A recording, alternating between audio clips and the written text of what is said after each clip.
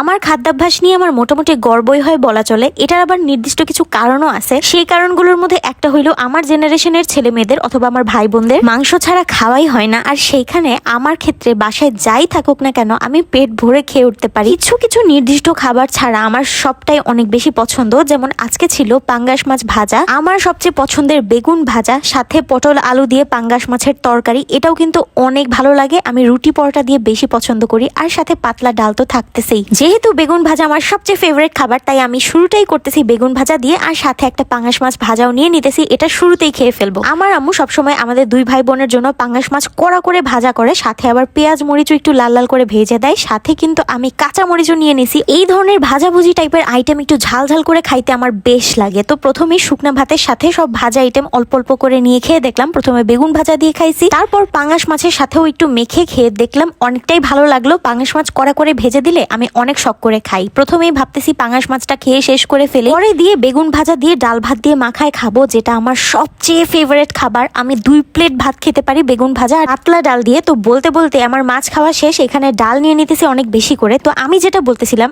আমার ফ্রেন্ডরা বা আমার ভাই বোনদের মধ্যেও দেখছি এই প্রবণতাটা, মাংস ছাড়া ভাতই খেতে চায় না। সেই জ্বালা তো বাদই দিলাম, মাছ রান্না হইলে তাদের চেহারার দিকে তাকানোই যায় না, তারা নাকি মাছই খেতে পারে না। এই জিনিসটা দেখলে আমার অনেক বেশি হাসি পায় যে কেন ভাই, মাছ খাওয়ার মধ্যে কি সমস্যা আছে। তার উপরে আরো বড় সমস্যা হইলো ছোট মাছ আর সবজি গলা দিয়ে নামবেই না। আমার ছোট ভাইয়ের ক্ষেত্রে আমি এই সমস্যাটা সবসময় দেখে আসছি যে ওর জন্য আম্মু সবসময় আলাদা কোনো একটা কিছু রান্না করতেই হয়, যেমন হচ্ছে ডিম ভুনা অথবা মুরগি ভাজা, আর তারপর কোনো কিছু ব্যবস্থা না হইলে আলু ভর্তা করে দেয়া লাগে, নাইলে ও ভাতই খেতে পারে না। আর ডিম ভাজার নাম তো নাই নিলাম, কারণ খাবার পছন্দ না হইলে ঠুস করে গিয়ে একটা ডিম ভেজে খেয়ে ফেলে। মানে প্রতি বেলায় ওর পছন্দের খাবার হওয়াই লাগবে। কোনো শাক সবজি অথবা ছোট মাছ রান্না হইলে ওর খাওয়াই হবে না। সেদিকে আমার ক্ষেত্রে কিন্তু একদমই ভিন্ন চিত্র। আমার কাছে যাই দেয়া হোক না কেন আমি পেট ভরে নিজের মতো করেই খেয়ে উঠতে পারি। আলহামদুলিল্লাহ আলহামদুলিল্লাহ। যেমন ছোট মাছ আমি পছন্দ করি, তেমনি সব ধরনের শাকসবজি আমার অনেক বেশি পছন্দ। করলা ভাজিটাও আমার অনেক ভালো লাগে। আমার অনেক ফ্রেন্ডদেরকেও দেখছি করলার নামই শুনতে পারে না, সেদিকে করলা হচ্ছে আমার ফেভারিট একটা সবজি। আমি সবসময় আম্মুকে বলি বাসায় করলা এনে রাখবা, কারণ